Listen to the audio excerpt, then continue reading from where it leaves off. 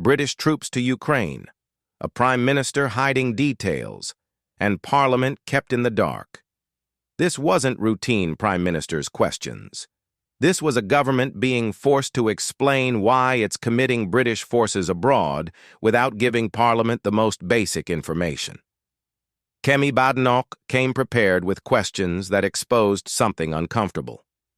Labour wants the authority to make serious decisions without the accountability that comes with them. Starmer announced yesterday that Britain and France agreed to potentially deploy troops to Ukraine, not in some distant future, in concrete terms connected to ongoing peace negotiations. This is one of the gravest decisions any government makes. Committing forces to a region where ceasefire violations could mean direct conflict with Russia. Yet Starmer didn't make a statement to Parliament. No detailed briefing. No opportunity for MPs to ask comprehensive questions. Just half an hour at PMQs and vague promises of statements in due course. Every previous prime minister, Labour or Conservative, has made full statements after committing to troop deployment. Starmer broke that precedent without explanation. Badenoch asked the obvious question: why isn't today the earliest opportunity for that statement?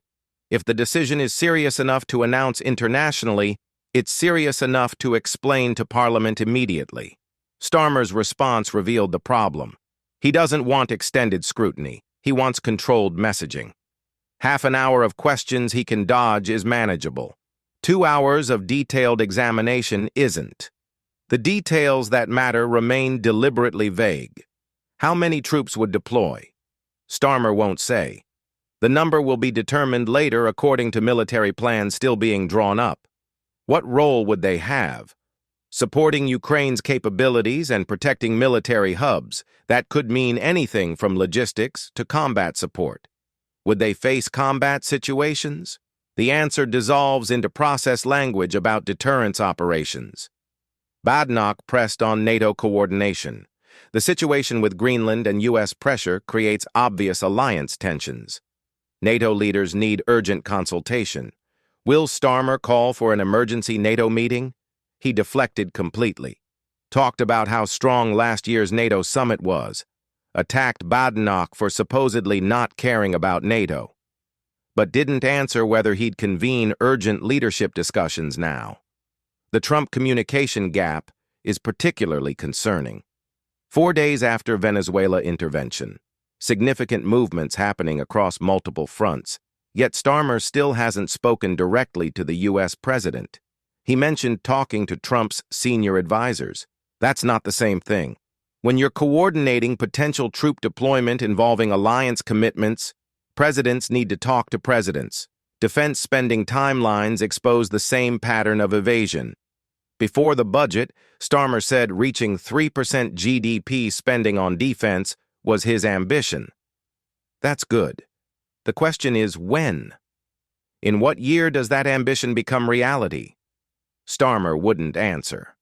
Talked about increased spending being the biggest since the Cold War, compared favorably to conservative record, but gave no year for reaching 3%. Here's what makes that evasion revealing. The government knows exactly how much it's spending on welfare through 2031. Those numbers are locked in the Red Book. Detailed, committed. But defense spending timelines remain ambiguous. Ambitions instead of commitments. That tells you what this government prioritizes. Welfare spending gets certainty.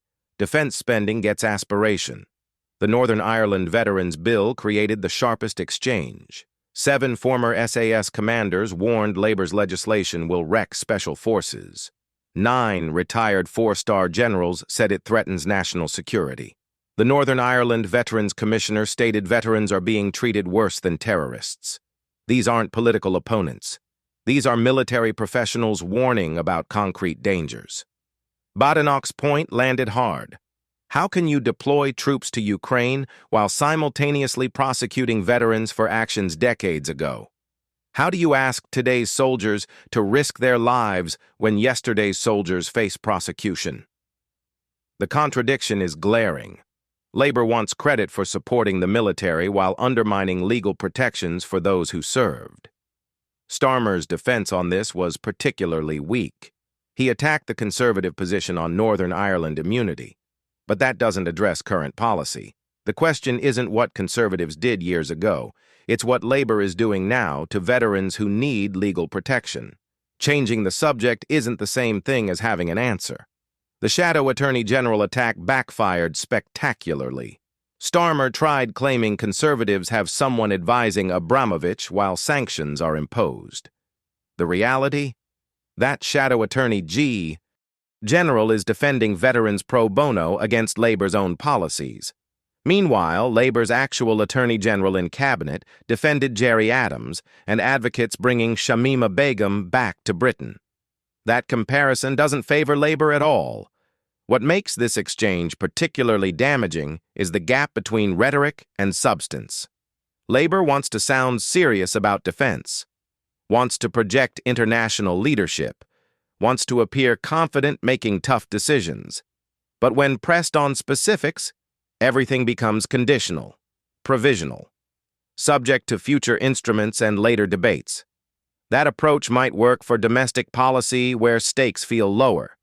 But defense is different. When you're talking about deploying troops to potential conflict zones, vagueness isn't cautious. It's dangerous. Parliament needs to know numbers, timelines, rules of engagement, and exit strategies before committing forces. Not after, not eventually, before. The pattern Badenoch exposed isn't limited to this single issue. It's how Labour operates across government. Big announcements, strong language, moral certainty. But when accountability arrives, specifics evaporate. Everything becomes provisional. Timelines stretch into future parliaments. Commitments transform into ambitions. Watch how Starmer handled every direct question. Asked about NATO meetings. He talks about NATO's importance. Asked about Trump communication. He mentions speaking to advisors. Asked about troop numbers. He describes the process for determining them later. Asked about defense spending years. He compares to conservative record. That's not answering. That's managing the conversation. This matters because trust in government depends on transparency. Voters need to know what they're supporting. MPs need information to represent constituents properly. Military families need confidence their loved ones won't be deployed into unclear situations. None of that works when government treats accountability as optional. The international context makes this more serious. Russia isn't a theoretical threat. It's an active adversary that responds to perceived weakness. If Britain deploys forces with ambiguous mandates and uncertain support, that creates strategic risk. Putin tests boundaries. Unclear commitments invite testing. That's basic security reality. NATO cohesion depends on clarity too. Alliance partners need to know what Britain will and won't do, what triggers deployment, what resources get committed, what political support exists domestically. If Starmer can't explain these things to Parliament, how does he explain them to allies? If backbenchers don't know the plan, why should NATO partners trust it? The defense spending question connects directly to deployment viability. You can't credibly commit troops while keeping defense budgets ambiguous. 3% GDP isn't arbitrary. It's what military professionals say Britain needs to meet commitments. If Starmer won't commit to reaching that level on specific timeline, he's asking forces to operate with uncertain long-term support. Badenoch's closing argument synthesized the problem perfectly. Labour wants support for helping Ukraine. Gets it. Wants backing for NATO priorities. Has it. But can't write blank checks when the government is simultaneously surrendering legal protections for veterans, delaying defense spending commitments, and prioritizing welfare over security in budget allocations. That's the fundamental issue. Trust requires reciprocity. If Parliament is supposed to support serious decisions, government has to be serious about transparency. If the public is expected to back troop deployment, leaders have to level about costs and risks. If veterans are asked to trust the system has to protect them. Starmer's performance suggested he wants authority without that reciprocity. Wants decisions to be respected without being fully explained. Wants Parliament to trust him rather than hold him accountable. That approach has a name. It's not leadership, it's avoidance. The political consequences will build over time. Defense isn't like other policy areas where ambiguity gets forgotten. When troops deploy, families remember what they were told. When budgets fall short, commanders remember what was promised. When legal protections fail, veterans remember who abandoned them. Labor campaigned on restoring trust after conservative chaos, on being the adults in the room, on competent governance with clear priorities. But this exchange showed something different.